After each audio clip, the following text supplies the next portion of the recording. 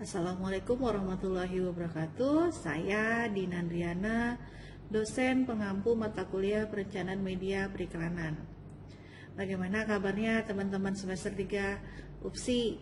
Sudah semangat belum untuk kuliah lagi? Saya doakan kalian yang menyaksikan video pembelajaran ini dalam keadaan sehat dan gembira. Pada video pembelajaran pertama ini, saya akan membahas tentang media-media periklanan. Media iklan adalah media-media massa yang digunakan sebagai tempat beriklan, di mana produsen sebagai klien iklan membayarkan sejumlah dana iklan atau kampanye untuk menjangkau khalayak sasaran agar memenuhi tujuan pemasaran mereka. Mari kita simak nih, apa aja sih media periklanan itu?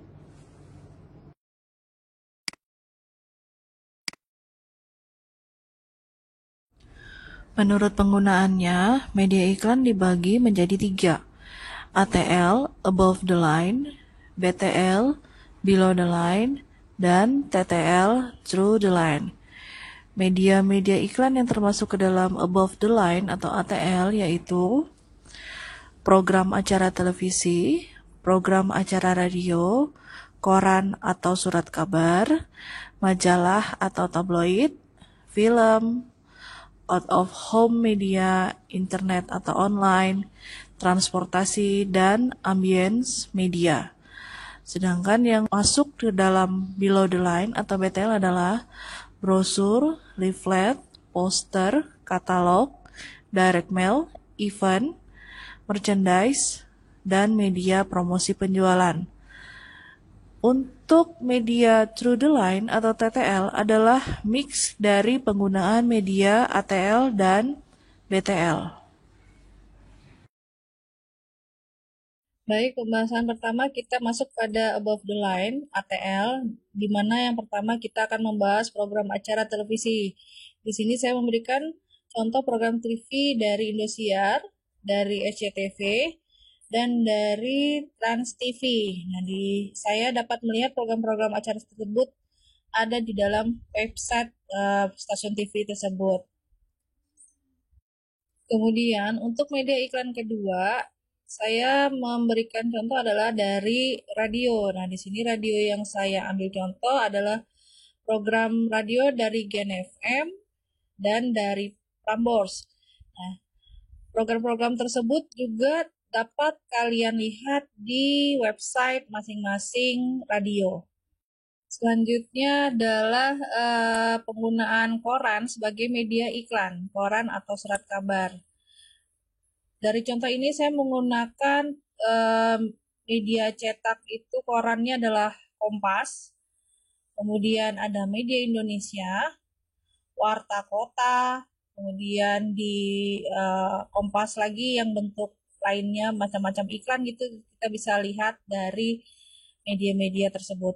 Lalu kita lanjutkan kepada media iklan majalah. Nah, di sini banyak sekali contoh majalah-majalah.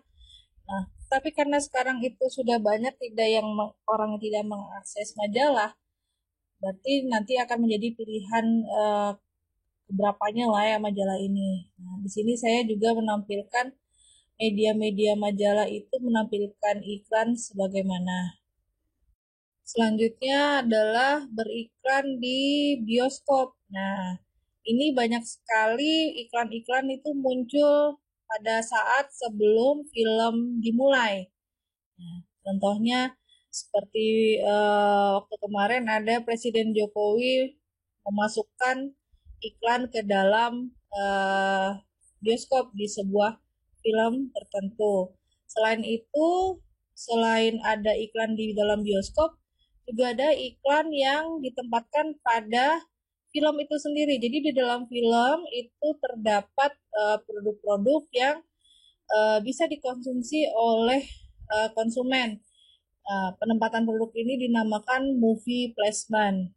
Ya, kita lihat banyak sekali penggunaan produk dalam film-film. Ya, di sini mulai dari ada Spider-Man, Avenger, terus nanti ada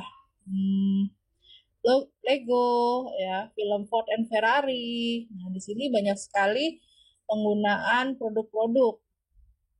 Selain itu juga terjadi produk placement pada film Habibie Ainun. Ya, di situ merek Mama uh, baik-baik saja, Tarek papa snack juga. Tapi sayangnya coklatos mama papa nggak muncul, bisa ya. pergi. Tar. Ini apa? Itu Selanjutnya dari saya Sarah akan sama Panama. membahas media iklan out of home, jadi atau media iklan luar ruang.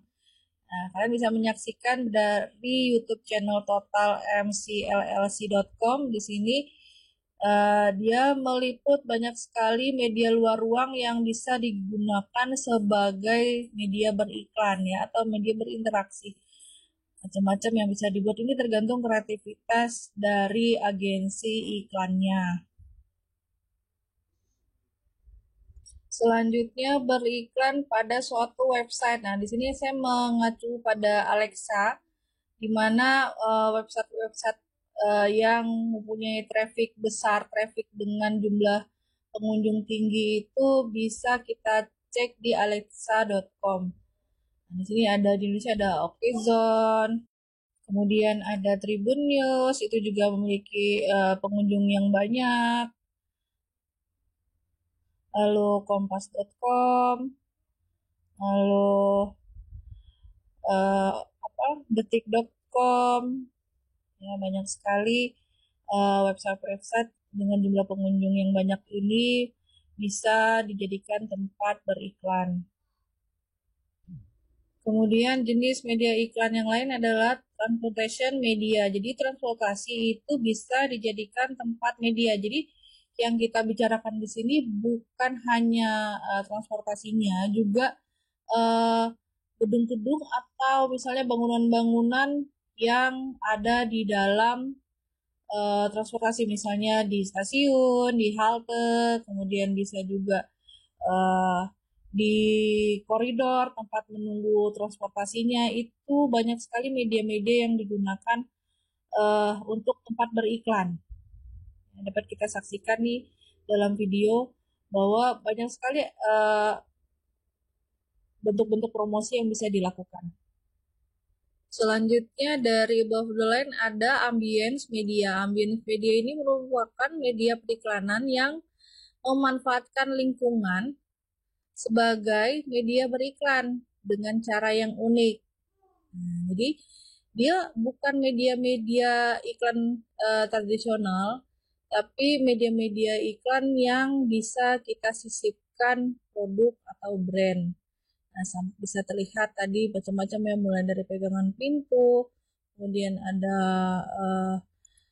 apa menabung di dalam air, ya, macam-macam bentuknya. Berikutnya adalah below the line atau BTL. Nah, di sini below the line yang pertama saya bahas adalah brosur. Nah, kemudian kita langsung lihat di sini ada brosur dari BSI. Brosur itu ciri khasnya adalah memiliki lipatan. Jadi kalau dia tidak memiliki lipatan, berarti bukan suatu brosur. Bisa lipat 3, lipat 4, atau misalnya lipat 2. Itu salah satu yang mencirikan brosur. Di dalam brosur berisi tentang informasi-informasi mengenai marketing mix, produk, price, place, dan promotion. Seperti itu. Kemudian bentuk BTL lainnya adalah flyer. Nah, flyer ini artinya adalah lembaran. Jadi dia tidak memiliki lipatan. Dan informasi dari flyer ini hanya berinformasi mengenai hal-hal penting dari suatu produk atau brand. Karena dia hanya memiliki satu lembar, lembar atas dan lembar bawah. Nah, itu harus dimaksimalkan untuk menyampaikan informasi. Selanjutnya ada poster. Nah, poster di sini merupakan materi iklan yang sangat komunikatif karena di situ ada permainan ilustrasi dan warna. Penggunaan poster biasanya dikaitkan dengan informasi mengenai event-event yang diselenggarakan. Nah, jadi jarang sekali poster itu berisikan iklan satu produk saja, tapi bisa lebih mengiklankan event yang ada. Next ada bentuk BTL katalog. Nah, katalog di sini adalah seperti buku dari suatu produk atau brand. Nah, dia menampilkan produk itu sendiri, jenis-jenis, varian, harga, spesifikasi, atau komposisi yang ada dalam suatu produk. Dijelaskan secara detail dan disebarluaskan kepada konsumen secara gratis. Sekarang sudah banyak sekali katalog-katalog yang bersifatnya e-katalog, bisa dilihat dari katalognya Wardah, dia lebih kepada e-katalog langsung di dalam websitenya, atau bisa kalian juga mencari katalog-katalog seperti Sophie Martin, dia juga sudah ke katalog yang bersifat e-katalog. Kita lanjutkan BTL dalam bentuk direct mail. Nah, direct mail di sini adalah surat menyurat yang dikirimkan kepada konsumen atau langganan yang telah membeli suatu produk. Nah, biasanya isi dari direct mail ini menginformasikan penawaran-penawaran khusus yang hanya dituju kepada seseorang. Atau juga sekarang sudah banyak sekali direct mail itu berupa surat elektronik yang langsung dikirim kepada email dari konsumen. Baik, kita lanjut kepada penggunaan event di BTL. Nah, penggunaan event ini memerlukan penciptaan media promosi yang sangat kompleks, misalnya mulai dari dia melakukan pembuatan poster, backdrop, terus dia juga menggunakan gate, ya, umbul-umbul. Jadi semua materi promosi yang dibutuhkan dalam suatu event itu harus dibuat agar event yang kita lakukan itu banyak menarik antusiasme pengunjung. Kemudian event juga tidak harus dilakukan secara fisik, bisa juga event itu dibuat secara non fisik, yaitu penggunaan event di media sosial, event misalnya di Facebook atau di Instagram yang mengharuskan konsumennya melakukan sesuatu untuk mendapatkan sesuatu. Misalnya melakukan pembelian produk berapa banyak nanti akan mendapatkan hadiah. Nah, masih berkaitan dengan hadiah tadi, di sini bisa disebut sebagai merchandiser. Nah, di sini banyak sekali macam bentuk merchandiser disesuaikan dengan kebutuhan keinginan dari konsumen satu produk. Jadi tidak bisa membuat merchandise itu gimana produsennya, tapi harus sesuai dengan apa yang diinginkan konsumen terhadap satu produk itu, punya hadiah apa. Nah, lebih simpel adalah penggunaan hadiah atau merchandise-nya itu produk itu sendiri. Berikutnya dari below the line adalah kupon. Nah, di mana kupon ini bisa berupa kupon elektronik maupun kupon secara fisik. Jadi tinggal bentuknya aja disesuaikan dengan kebutuhan yang ada. Baik, selanjutnya adalah spanduk. Nah, spanduk ini banyak sekali digunakan oleh semua yang berusaha, ya, bisa berupa spanduk perumahan, spanduk kegiatan, atau juga misalnya spanduk promo penjualan. Lalu ada X-Banner. X-Banner ini adalah salah satu materi promosi pendukung jika melakukan event. Macam-macam banner yang ada, mulai dari X-Banner, roll up banner yang bisa digulung ke atas, kemudian ada juga model sekarang itu tripod banner, jadi menggunakan kaki 3 sebagai penyangga poster untuk bannernya. Yang terakhir dari below the line adalah umbul-umbul. Umbul-umbul ini juga sebagai materi promosi pendukung, berguna sebagai penyemarak atau pengarah audiens ke event utama. Nah, biasanya digunakan dalam pembuatan event. Macam-macam bentuknya, ada yang bentuknya biasa, ada yang bentuknya seperti bulu burung, ada juga yang seperti air mata, teardrop, seperti itu. .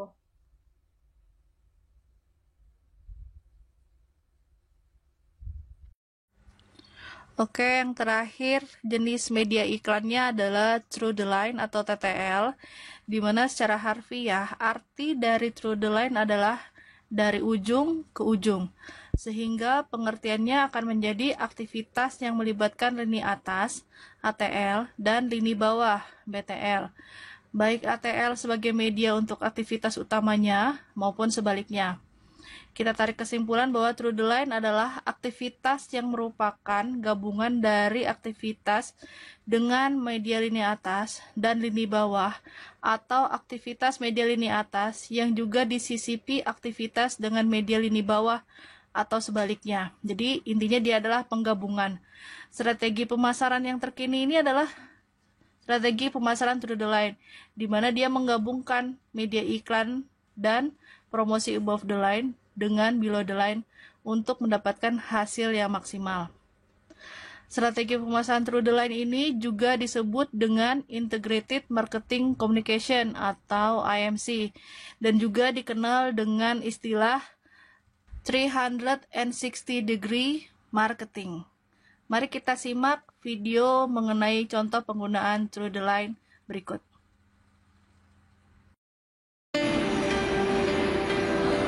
The capital of Korea, Seoul, is nicknamed the City of Coffee. There are over 200 Starbucks coffee shops and even more local cafes in Seoul. Even so, the coffee industry is still growing and competition between cafes is becoming even more intense. Dunkin' Donuts projects the image of a donut shop more so than a coffee shop.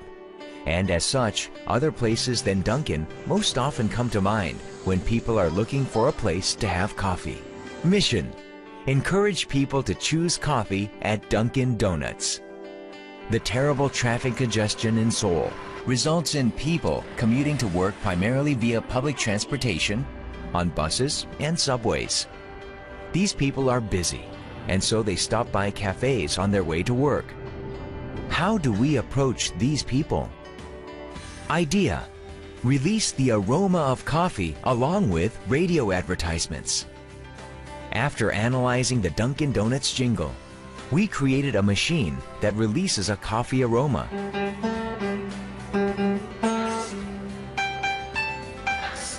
The machine is triggered only by the sound of the Dunkin' Donuts jingle. This jingle was inserted at the top of the Dunkin' Donuts radio ad. When a Dunkin' Donuts ad plays on the radio, a coffee aroma is simultaneously released. Those who noticed the aroma while listening to the ad exhibited some surprised responses. Through positioning, when they exit at their bus stop, they see the Dunkin' Donuts shop in front. Dunkin' Donuts. 오빠 것도 사왔어. 와, 근데 어디 커피야? 향이 참 좋다. 바로 요 앞에 있는 던키. 던키 커피가 이번에 내리는 당신을 기다립니다. They are much more inclined to make their stop at Dunkin'. Results: more than 350,000 people experienced the ad during the campaign. Visitors increased 16%. Sales of Dunkin' Donuts located by bus stops increased 29%.